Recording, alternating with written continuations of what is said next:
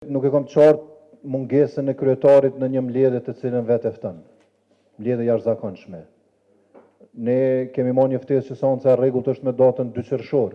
Nëse kryetari ka të pamundur më ardh sot, këtë pikë është mirë ta bëjmë për seancën e rregullt, për shkak se nuk po e shoh të arsyeshme që për çështjen kryesore që ka të bëjë me buxhetin për 28 milion euro, për të cilat është planifikuar të bartën për vitin 2025, të mungoj kryetari. Ne kemi shumë pyetje për të cilat mundet me u përgjigj veç kryetari.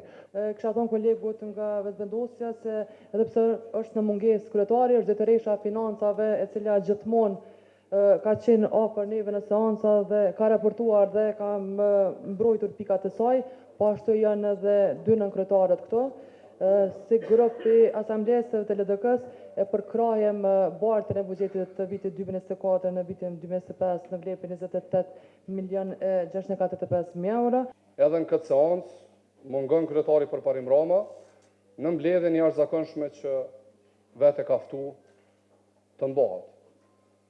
Dhe është një pyetje që vlen, po besoj nga të gjithë, ku është kryetari përparim Rama për të arsyetuar bartjen e mjeteve financiare që ka paraqit para kuvendit dhe asamblesë.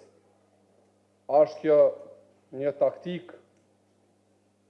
për të vazhduar arsyetimet në blokada dhe në sabotime që janë kryefjala e tij, apo e ka detyrë dhe përgjegjësi me dalë para qytetarëve, me arsyetu bartjen financiare para asamblesëve, në mënyrë që zhbllokohen situatat dhe të vazhdohet me punimet e kuvendit.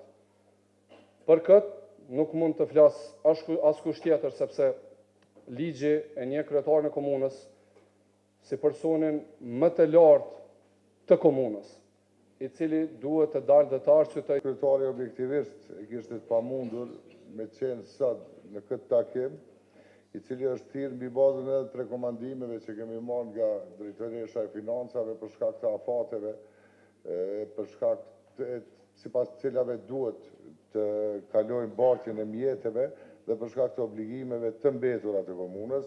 Unë konsideroj që nuk paraqet ndonjë problem, keni të drejtë, është thirrë nga kryetari sepse është vlerësuar dhe është personi kompetent për me thirrë këtë seancë. Megjithatë, konsideroj që janë gjithë personat përgjegjësu që mund t'i japin informacione për secilin detaj që ndërlidhet me projekte të caktuara. Bartja e mjeteve, nuk ka projekte të reja, nuk mund me shti projekte të reja.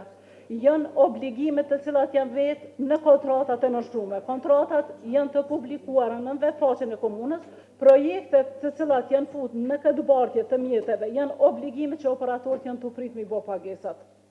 Përndryshe, si kur të shkon vota juaj në buxhetin rregullt, gjysma e këtyre bartjeve nuk ishin këtu.